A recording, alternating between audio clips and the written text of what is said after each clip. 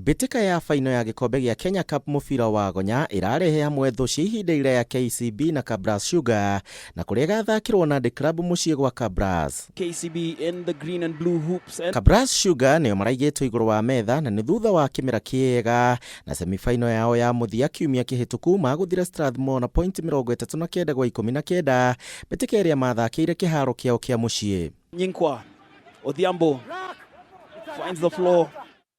Ateteri ya gikombe giki KCB mbitika yao ya semifinal marumirie Menengai Oilers na point 35 gwa 17 na hari final inya iria macemanitie na Kabras makoretwo makimaikia ja.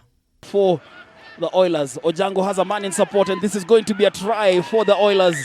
A perfect response for the Menengai Oilers. KCB mahotete mbitika ici maita mugwanja na ria muico kwari mwaka wa 2019 goko Kabras makihota mbitika eno rita rimwe mwaka wa 2016. Michael Wanjala picking up that ball, sniping run from the scrum half. Wanjala beats his man and Wanjala is going to go over for KCB's fourth try. Handu-ini ha Kameme TV njitagwo Kuria wa Gishimu.